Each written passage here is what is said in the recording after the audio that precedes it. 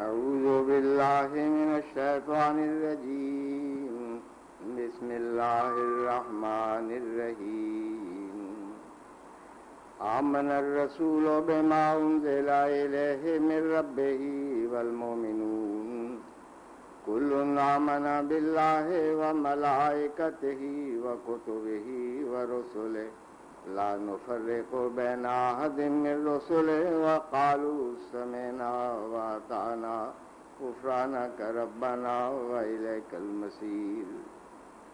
ليس البر أن تولوا وجوهكم قبل المشرق والمغرب ولكن البر من آمن بالله واليوم الآخر والملائكة والكتاب والنبيين وآتى المال على حبه ذوي القربى واليتامى والمساكين وابن السبيل والسائلين وفي الرقاب وأقام الصلاة وآتى الزكاة والموفون بعهدهم إذا عاهدوا والصابرين في البأساء والضراء وحين البأس أولئك الذين صدقوا وأولئك هم المتقون. يا أيها الذين آمنوا كتب عليكم الصيام كما كتب على الذين من قبلكم لعلكم تتقون. وأتموا الحج والعمرة لله فإن أحصرتم فما استيسر من الهدي وما أمروا إلا ليعبدوا الله مخلصين له الدين حنفاء ويقيموا الصلاة ويؤتوا الزكاة وذلك دين القيمة. اللهم صل على محمد وآل محمد أفضل صلواتك وبارك وسلم إنك حميد مجيد.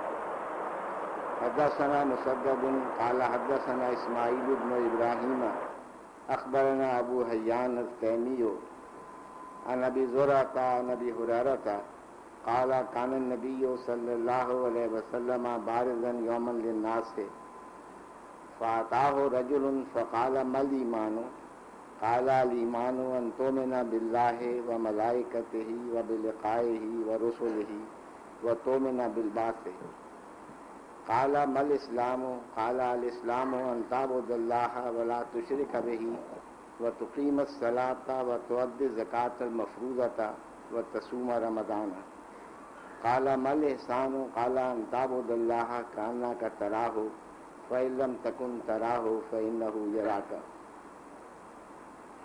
ثم أدبر فقال ردوه فلم يروا شيئا فقال هذا جبريل جاء يعلم الناس دينهم. عن ابن عمر قال قال رسول الله صلى الله عليه وسلم بني الإسلام على خمس شهادة أن لا إله إلا الله وأن محمد رسول الله وإقام الصلاة وإيتاء الزكاة والحج وصوم رمضان.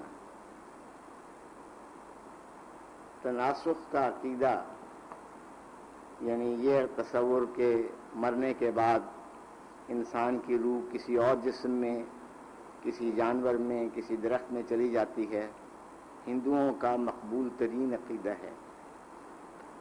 لیکن چاروں وید پڑھ جائیں ان میں اس عقیدے کی طرف اشارہ بھی نہیں ہے. آخرت کے بارے میں کہ آخرت ہوگی، زندگی ما بعد الموت ہے، یہ عقیدہ یہودیوں کا بنیادی عقیدوں میں شامل ہے. لیکن تورات کی 5 کتابیں پڑھ جائیں تو اشارتاً بھی آخرت کا ذکر نہیں ملتا، سوائے اس کے کہ حضرت مسلم موعود رضی اللہ عنہ نے اپنی غیر معمولی بصیرت سے کچھ حوالے نکالے ہیں کہ دیکھو یہاں آخرت کی طرف اشارہ ہے. لیکن یہودی نہیں مانتے، وہ کہتے ہیں کہ آخرت کا کوئی ذکر ان کتابوں میں نہیں ہے اور اس کو عقیدہ بنیادی مانتے ہیں. عیسائیت کا عقیدہ 3 بنیادی عقیدوں کے گرد گھومتا ہے موجودہ عیسائیت کا، ایک تثلیث، ایک الوہیت مسیح اور ایک کفارہ. یعنی یہ تصور کہ اب شریعت پر عمل کرنے کی ضرورت نہیں، مسیح کی صلیبی موت پر ایمان لانا نجات کا باعث ہے. یہ 3 عقیدے آج کی عیسائیت کے، عالمگیر عیسائیت کے بنیادی عقائد میں شامل ہیں.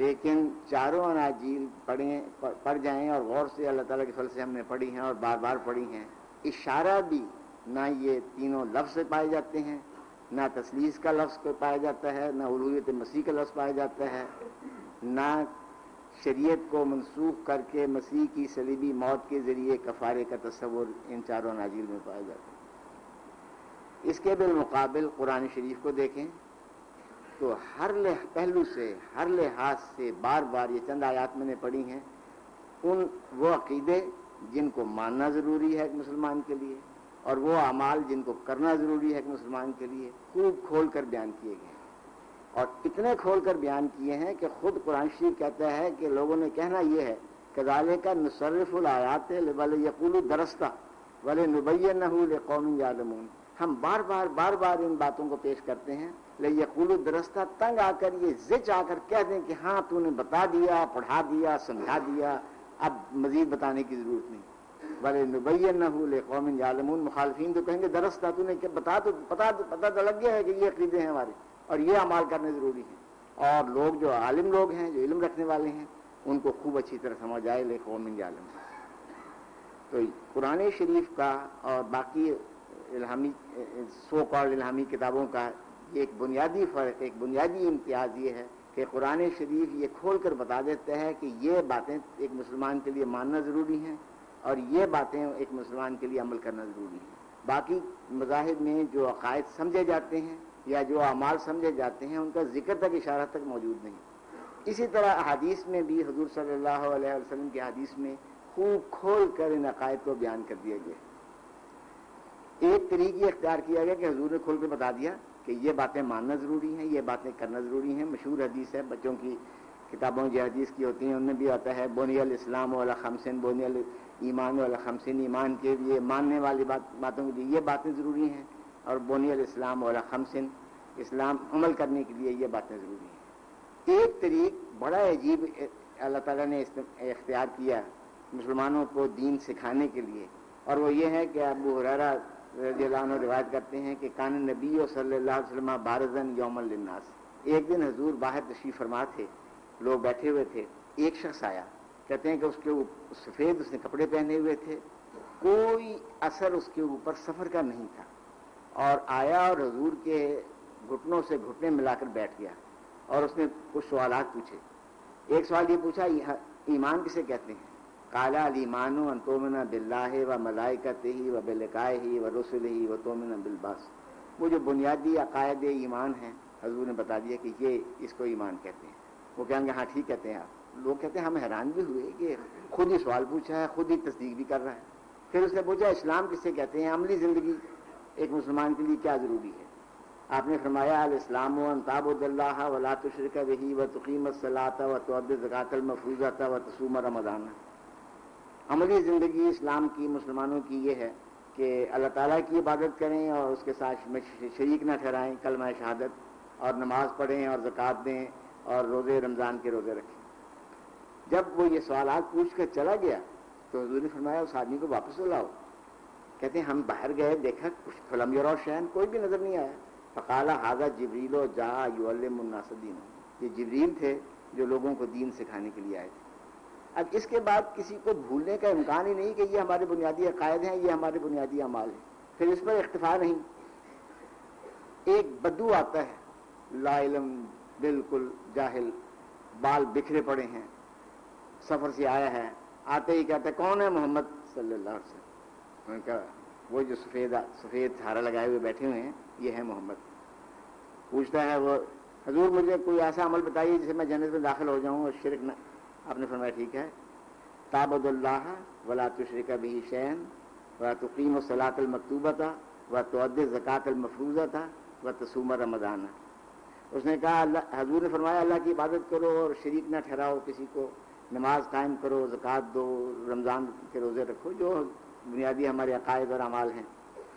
اب وہ بالکل بیچارہ سادہ بھولا آدمی، اس نے کہا والذی نفسی بیدہ لا ازید علی ھذا ولا انقص منہ، میں قسم کھا کر خدا کی کہتا ہوں کہ بس میں اتنا ہی کیا کروں گا جو آپ نے کہا ہے، نہ اس سے کوئی زیادہ کام کروں گا نہ تھوڑا کام کروں گا، بہت ہی سادہ۔ فلما ولّا، جب وہ چلا گیا، قال النبی صلی اللہ علیہ وسلم، حضور صلی اللہ علیہ وسلم نے فرمایا من سرہ ان ینظر الی رجل من اہل الجنۃ فلینظر الی ھذا، جس کا جی چاہتا ہو کہ کسی جنتی کو دیکھے تو اس شخص کو دیکھے۔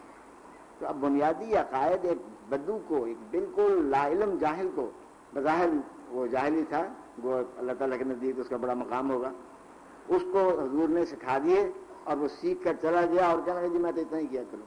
کبھی آپ نے دیکھا ہوگا ہمارے خلفاء کو مجلس شورا میں، وہ بعض دفعہ ایک بظاہر گاؤں کے معمولی تعلیمی یافتہ آدمی سے گفتگو شروع کرتے ہیں بڑی سادہ زبان میں، مقصد اس کا یہی ہوتا ہے کہ ساری قوم سمجھ جائے یہ ان بنیادی باتوں کو، جس طرح خلیفۃ المسیح رابع اللہ تعالیٰ کی ہزاروں کروڑوں رحمتیں ہوں ان پر۔ وہ اردو کلاس میں بڑے بچے کو وہ مخاطب کر کے تو سمجھایا کرتے تھے، ساری قوم سمجھ رہی ہوتی تھی، سارے لوگ سمجھ رہے ہوتے تھے، ساری جماعت سمجھ رہی ہوتی تھی، تو جو بات فرماتے تھے کہ اس کو سمجھ آ گئی ہو تو پھر سب کو سمجھ آ جائے گی۔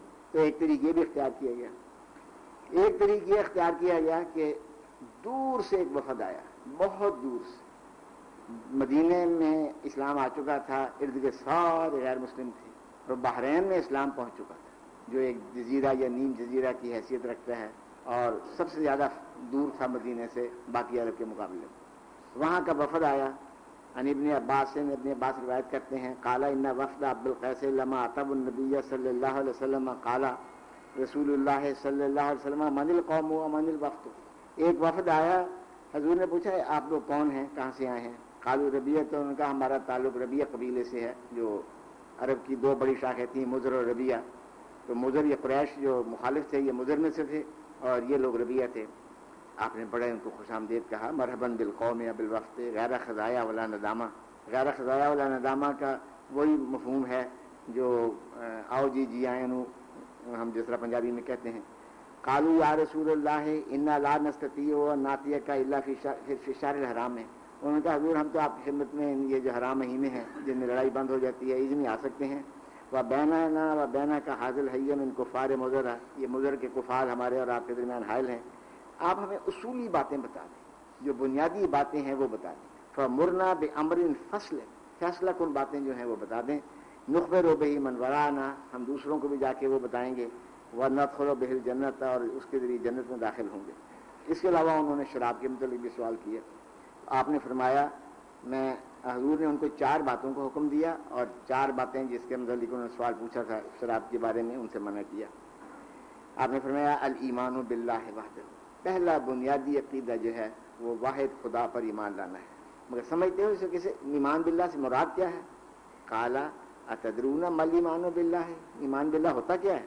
قالوا اللہ ورسولہ عالم، ان کا حضور اللہ جانتا ہے، حضور جانتے ہیں۔ قالا شہادت لا الہ الا اللہ وان محمد رسول اللہ، یہ شہادت دینا کہ خدا کے سوا کوئی معبود نہیں اور پھر محمد اللہ کے رسول ہیں صلی اللہ علیہ وسلم۔ و اقام الصلاۃ، نماز قائم کرنا، و ایتاء الزکوٰۃ، اور زکوٰۃ دینا، و صیام رمضان، اور رمضان کے روزے رکھنا۔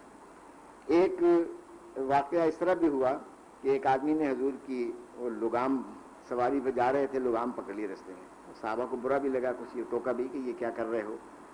اس نے کہا حضور مجھے کوئی ایسا عمل بتا دیں کہ میں جنت میں چلا جاؤں۔ تو حضور نے اس کو سوال کو پسند کیا اور شفقت کا اس پر اظہار کیا، کہا تو انہوں نے بہت بڑی بات پوچھی ہے، مگر بات اتنی مشکل بھی نہیں ہے، اگر اللہ تعالیٰ آسان کر دے تو آسان بھی ہے، سیدھی بات ہے، تعبد اللہ، اللہ کی عبادت کرو، ولا تشرک بہ شیئا، کسی کو شریک نہ بناؤ، وتقیم الصلاۃ وتؤتی الزکوٰۃ وتصوم رمضان وتحج البیت، نماز قائم کرو، زکوٰۃ دو، رمضان کے روزے رکھو اور بیت اللہ کا حج کرو۔ پھر ایک اور طریقہ حضور نے اختیار کیا۔ اب ایک قوم آباد تھی، یہ تو تھے عرب کے بدو لوگ، جاہل لوگ، لا علم لوگ، لیکن ایک قوم آباد تھی جو یمن اور عرب کے ساحلی علاقوں میں آباد تھی، یہ اہل کتاب تھے، بڑے ہوشیار، بڑے سیاستدان، بڑے علم والے اہل کتاب میں سے تھے۔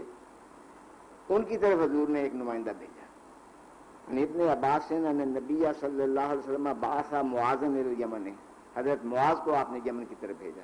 فقال، آپ نے فرمایا دیکھو پہلے جا کر تم نے ان کو توحید کا سبق دینا ہے، ادعوہم الی شہادت لا الہ الا اللہ وانی رسول اللہ، یہ پہلا سبق یہ دینا ہے کہ اللہ تعالیٰ ایک ہے اور اس کے علاوہ کوئی قابل عبادت نہیں اور میں خدا کا رسول۔ فإنہم اطاعوا ذلک، اگر یہ مان جائیں، فعلمہم ان اللہ افترض علیہم 5 صلوات فی کل یوم ولیلۃ، پھر تم نے ان کو یہ بتانا ہے کہ اللہ تعالیٰ نے 5 نمازیں دن رات میں فرض کی. فَإِنْهُمْ أَطَاعُوا ذَلِكَ فَاعْلِمْهُمْ أَنَّ اللَّهَ افْتَرَضَ عَلَيْهِمْ صَدَقَةً فِي أَمْوَالِهِمْ. پھر اگر وہ یہ بھی مان لیں تو پھر ان کو بتانا ہے کہ اللہ تعالیٰ نے ان کے اموال میں صدقہ مقرر کیا ہے.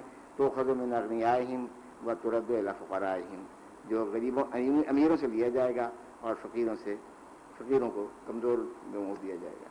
تو جو بات اسلام کو ممتاز کرتی ہے وہ یہ ہے کہ باقی مذاہب میں جن کو وہ بنیادی عقائد مانتے ہیں یا بنیادی اعمال نجات کے لیے ضروری سمجھتے ہیں ان کا ان کی کتابوں میں کوئی ذکر نہیں, جبکہ ہماری کتاب میں اور ہماری احادیث میں ان چیزوں کو مختلف رنگ میں خوب کھول کھول کر بتایا گیا ہے. اور یہی حضرت مسیح علیہ السلام نے ایک زبردست ہتھیار چلایا ہے سارے مذاہب پر کہ جو تم عقیدہ پیش کرتے ہو وہ بھی اپنی کتاب سے دکھاؤ, اور جو اس کی دلیل بتاتے ہو, دلیل پیش کرتے ہو, وہ بھی اپنی کتاب سے دکھاؤ. اور اس معاملے میں سارے مذاہب حضور علیہ الصلوۃ والسلام کے اس چیلنج کے سامنے کھڑے نہیں ہو سکتے. اللہم صلی اللہ